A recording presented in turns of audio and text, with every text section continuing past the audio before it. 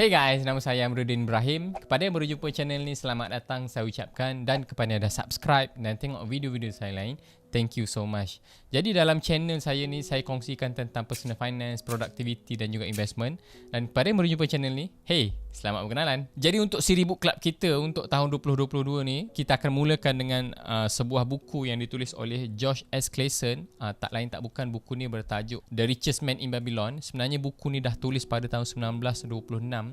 Tetapi whatever kita cakap hot takes ataupun hukum dan juga pengajaran yang ditulis dalam buku ni, saya rasa masih relevan lagi, dan ianya saya rasa akan kekal relevan at least untuk lagi 100 tahun akan datang. Buku ni sebenarnya simple, ringkas dan padat. Kalau kita tengok kat sini ada dalam tak sampai 200 muka surat pun. So basically kalau anda habiskan sekitar dalam 20 minit setiap malam, basically tak sampai seminggu anda dah boleh habiskan buku ni lah. Jadi dalam buku ni saya akan kongsikan 7 law ataupun 7 hukum yang ditulis bagi kita menjana kekayaan ataupun membina kita punya wealth dalam kehidupan ni. So tanpa melengahkan masa lagi, let's get started. Jadi hukum pertama untuk kita membina wealth dalam buku ni adalah kita panggil sebagai mula menggemukkan kita punya duit. So sebenarnya bagaimana kita nak gemukkan kita punya duit ni, meh? Jadi caranya adalah kita asingkan 1/10 daripada gaji ataupun pendapatan yang kita dapat setiap bulan tu ke dalam akaun simpanan ataupun ke dalam akaun yang lain. Jadi kenapa kita buat macam tu? Okey, pernah tak kita fikir macam kita rasa macam whatever gaji yang kita dapat, pendapatan yang kita dapat setiap bulan, kita rasa ianya adalah milik kita. Tapi tak lama lepas tu bila gaji tu dah masuk dalam kita punya bank, kita bayar itu ini, kita bayar bil api, bil elektrik, sewa rumah, installment kereta dan sebagainya. Dan di end of the month, sebenarnya dalam dompet kita tu tak ada langsung duit yang kita allocatekan untuk diri kita sendiri. Sedangkan kalau macam kita tengok kita bekerja setiap bulan 5 hari seminggu selama 4 minggu kan, kita sacrifice tenaga, masa kita untuk bekerja cari duit apa semua kan. Jadi sebelum kita mula spend kita punya gaji tu, kita asingkan siap-siap 1/10 daripada gaji tadi. Mungkin kita boleh masuk dalam ESB ataupun kita nak masuk dalam tabung haji dan sebagainya kan.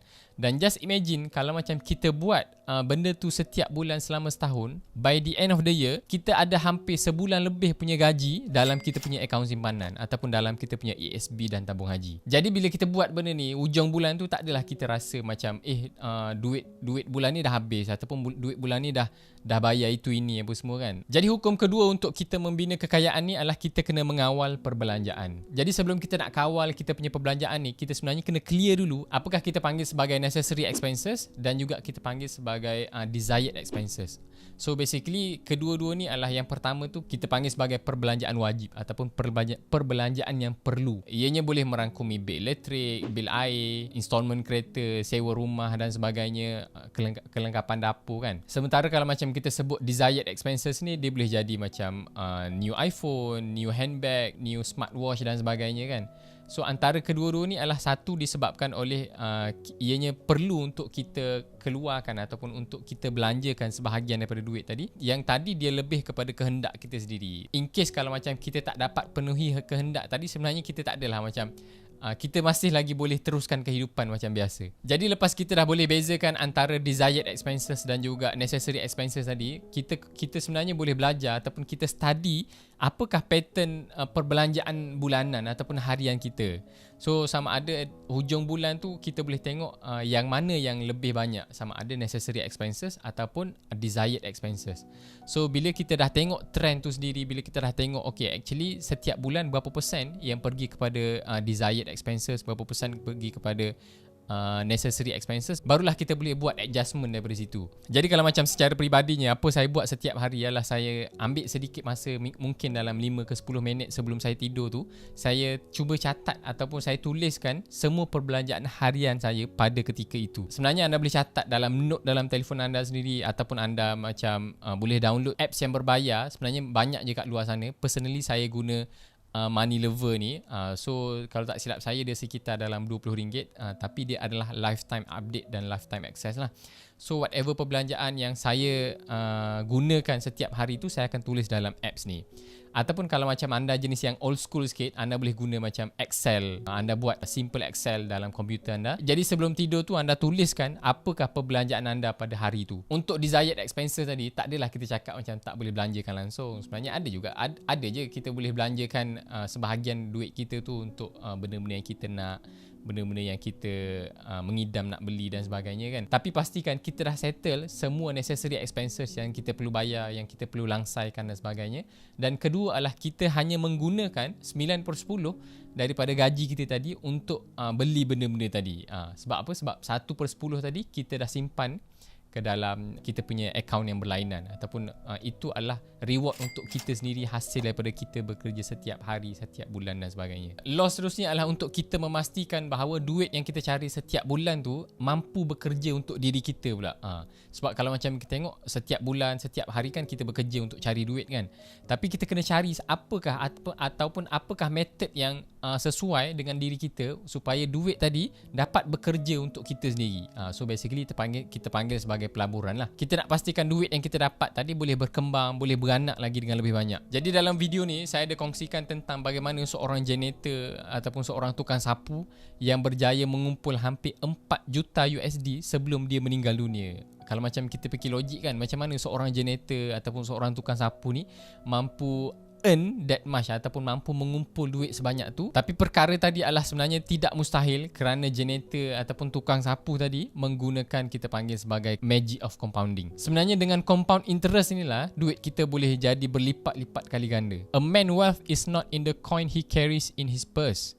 It is the income that he built, the golden stream that continually flow into his purse and keep is always bulging. So bila baca quote ni ataupun kita tengok rule ni, sebenarnya ia membuatkan saya macam tak impress pun dengan orang yang macam dapat duit berjuta-juta ringgit. Mungkin boleh jadi sebab wasiat ataupun dia dapat durian runtuh dan sebagainya kan. Sebab bila duit tu sampai kepada dia, kalau macam dia tak ada ability untuk menguruskan ataupun dia tak boleh nak mengekalkan whatever duit yang dia ada tu, sebenarnya bagi saya macam kekayaan ataupun wealth tu tak tahan lama. Saya lebih impress dengan orang yang mampu menjana passive income walaupun 500 ataupun 1000 setiap bulan. Tapi kalau macam dia boleh keep continue menjana pendapatan tu setiap bulan, so bagi saya benda tu macam lagi saya impress ataupun lagi saya nak tahu macam mana dia buat untuk dia boleh menjana passive income setiap bulan walaupun RM100. Jadi kita kena belajar cara bagaimana untuk kita menggandakan duit yang kita dapat setiap bulan tu dengan lebih banyak. Jadi kalau macam anda adalah orang yang baru start nak kerja, baru nak simpan 1/10 daripada gaji tu, feel free untuk check this video. Saya ada kongsikan sebenarnya cara terbaik untuk kita melabur dekat Malaysia ni. Jadi saya buat comparison antara ASB, tabung haji, unit trust dan juga robo advisor. Jadi feel free to check this out. Jadi hukum seterusnya adalah kita kena lindungi harta yang kita dapat dan juga pendapatan yang kita dapat tu daripada kerugian ataupun daripada kena tipu, scam dan sebagainya. Jadi seboleh-bolehnya kita elak daripada terjebak dalam skim cepat kaya ataupun scam kan. Jenis-jenis pelaburan yang menjanjikan masuk hari ni RM10,000, esok dah jadi RM20,000, esok dah jadi RM30 dan sebagainya. Elakkan daripada melabur dalam skim-skim yang berkenaan lah.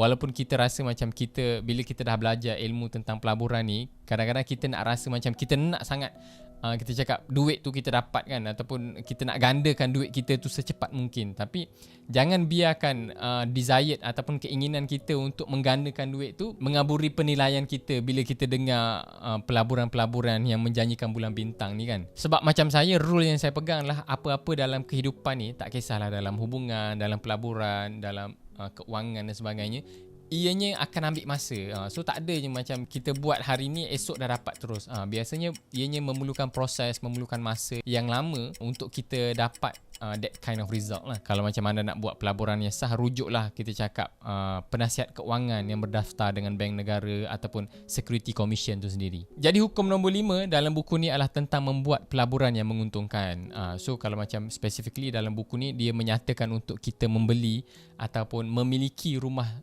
sendiri untuk kita tinggal. Mungkin ada orang yang macam prefer untuk menyewa rumah instead of membeli kan. Kerana bila kita menyewa ni, kita tak perlu bayar cukai pintu, kita tak perlu bayar like macam maintenance fee. Biasanya maintenance fee, benda-benda tu dia akan disettlekan oleh pemilik rumah tu sendiri. Tapi kelebihan bila kita memiliki rumah sendiri, sebenarnya secara internally, sebenarnya bila kita ada rumah sendiri ni, kita boleh buat banyak benda lah. Kita boleh buat renovation kita sendiri. Kalau macam anak nak main dekat taman pun tak ada masalah. Lepas tu kalau isteri kita nak tanam itu ini pun tak jadi masalah, sebab tanah kita sendiri, rumah kita sendiri kan. Walaupun installment rumah ni kita cakap lebih tinggi daripada kita menyewa kan, tapi sebenarnya duit yang kita bayar dekat bank tu, sebenarnya dia end up akan masuk dalam equity rumah tu sendiri.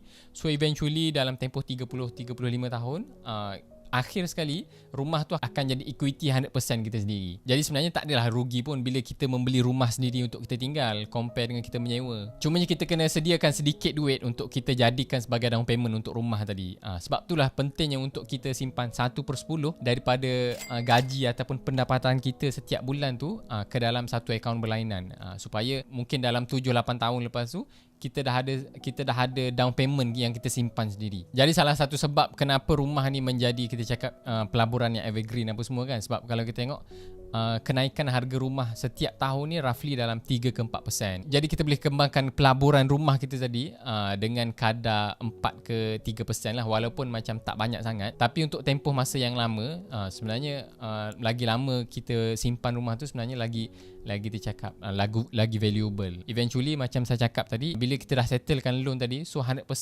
daripada equity rumah tu dah jadi milik kita. Jadi hukum seterusnya adalah kita kena melindungi pendapatan kita untuk masa akan datang. So basically dalam hukum ni dia cakap tentang perlunya untuk kita ada insurans ataupun takaful kan. Jadi pertama sekali kita sendiri tak tahu bila kita akan ditimpa musibah ataupun ditimpa kecelakaan kan. Mungkin sekarang ni kita mampu lagi menjana pendapatan sebab kita sihat, sebab kita tak ada sakit apa-apa kan. Tapi sebenarnya siapa boleh jamin yang untuk tahun depan ataupun untuk next week kita cakap kita masih lagi mampu bekerja seperti biasa macam hari ni. Seterusnya adalah kita tak mahu apa juga income ataupun semua harta kita yang kita dah kumpul mungkin 10-20 tahun nanti terpaksa digunakan untuk kita bayar kos rawatan, kos perubatan dan sebagainya. So sayanglah kita dah kumpul dalam 10-20 tahun kan. Tapi end up duit yang kita kumpul tadi terpaksa digunakan untuk kos-kos perubatan, kos-kos dekat hospital dan sebagainya. Jadi ianya adalah sangat bagus untuk kita mula mencarum takaful ataupun mencarum kita cakap insurans kan, supaya instead of kita menggunakan harta ataupun wang yang kita dah kumpul selama bertahun-tahun tu, kita biarkan syarikat insurans ataupun tabung takaful tadi membayar kita punya perubatan ataupun kos-kos rawatan tadi. So sebenarnya kita boleh jimat banyak sangat duit walaupun kita mencarum setiap bulan, tapi eventually kalau macam perkara tak diingini berlaku, kita boleh protect kita punya income ataupun future income kita untuk masa akan datang. Jadi last but not least adalah hukum yang akhir sekali adalah untuk kita meningkatkan kita punya keupayaan memperoleh ataupun keupayaan untuk earning kita setiap bulan. To cultivate your own power, to study and become wiser, to become more skillful, to so act as to respect yourself. Jadi ini adalah part yang paling saya suka sekali. Sebab apa? Sebab ia menceritakan kenapa kita perlu ada more money ataupun kita perlu ada firing power yang lagi tinggi. Sebab kalau macam contoh anda sekarang ni anda earn dalam 3,000, so 1/10 mungkin sebulan anda boleh simpan dalam 300. Tapi dalam keadaan bujang ataupun anda masih lagi duduk dengan family dan sebagainya, mungkin anda boleh menyimpan 300 setiap bulan. Bila dah ada tanggungan anak-anak, isteri dan sebagainya, so ianya sangat mustahil daripada anda nak simpan 300 tadi, tiba-tiba anda nak simpan 1,000 kan. Sedangkan gaji anda ataupun pendapatan anda tadi adalah dalam RM3,000. So apa yang kita boleh buat adalah kita tingkatkan kita punya skill ataupun kita cari cara bagaimana untuk kita meningkatkan kita punya keupayaan memperoleh ataupun keupayaan untuk kita earn more dengan skill yang kita ada. Jadi bila kita dapat tingkatkan kita punya keupayaan memperoleh tadi, so kita boleh tingkatkan juga kita punya tabung simpanan kita. Kalau macam sebelum ni dengan gaji RM3,000 kita boleh simpan dalam 300.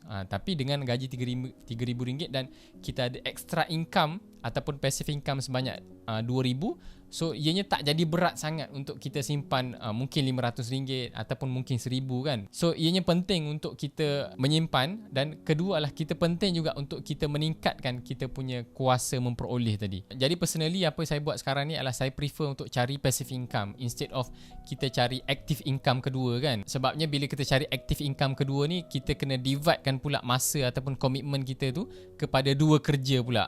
So which is macam benda tu agak membebankan ataupun agak tough sedikit. Tapi kalau macam kita boleh menjana passive income, macam contoh affiliate marketing ataupun kita buat digital product dan sebagainya kan, kita boleh cakap ianya tak mengganggu sangat masa dan juga komitmen kita dengan keluarga tadi. So tu je perkongsian saya untuk video kali ni. Hopefully korang dapat manfaat dalam video kali ni, dan kalau korang nak beli buku ni, nanti saya ada sediakan link dalam video description. So tu je video kali ni. Kita jumpa lagi untuk video akan datang. Jumpa lagi. Bye.